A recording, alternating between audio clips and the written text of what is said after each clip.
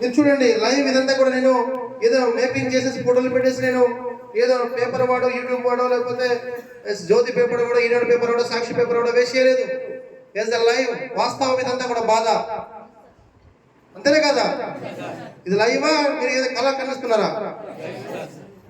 ఈ బాబుకి సరే ఈ బాబుకి చూడండి పొట్ట పెరిగిపోయి ఇక్కడ కాయ, ఏం ఆపరేషన్ చేయాలా? ఈ ₹1,00,000 ఎవరు ఖర్చు పెడతారు? ఏ పెద్ద మనిషి ఖర్చు పెడతాడంటే రాంబాబు ఖర్చు పెడతాడా? దానికి ఏం చేయాలి మనం అంతా కూడా? అందుకబట్టి తెలుసుకోండి. ఇప్పుడు ఇరవై బాబుకి వచ్చింది, రేపు నాకు వస్తుంది, రేపు మీకు వస్తుంది, కాదా? ఎల్లకాలం వినకుండా మనం. అందుకబట్టి మార్పు చెందే పరిస్థితి కావాలనుకున్నప్పుడు మీరు మార్పు చెందండి. తర్వాత చూద్దాం ఈ విషయం.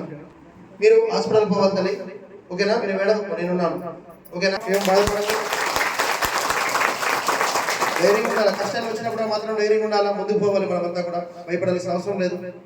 నువ్వు తీసుకోపో హాస్పిటల్, కార్పొరేట్ హాస్పిటల్ నుంచి పంపిస్తాను, తీసుకోపోయి బాబుకి ఆపరేషన్ చేయి, పిల్లడికి మంచిగా చూసుకో, నేను ఉన్నాను, ఓకేనా? మీరు ఏడవలసిన అవసరం లేదు. ఇది చేయడానికి కూడా తప్పు సమాచారం నేను అంతే కదా? ఎప్పి కొట్టాలి సార్, మీలో మనస్సాక్షి ప్రేమ స్వభావం కలిగి ఉండండి, అంతేగాని కళ్ళు కనిపించకపోతే ఎవరైనా కూడా సాయం చేస్తారా? ఆపరేషన్ తీసుకోపోతారా? ఎవరి పిల్లలు కొడుకున్నారు తల్లి, కూతురు ఉన్నారా? కూతురు తెలియదు అనుకోవాలి, కానీ కొడుకులు కూతురు ఉన్నాయి, ఉద్యోగాలు చేసే వాళ్ళు కూడా ఎవరు కూడా సాయం చేసే పరిస్థితి చేయరండి. అదేనా కాదండి? నిన్న కూడా ఒక పేషెంట్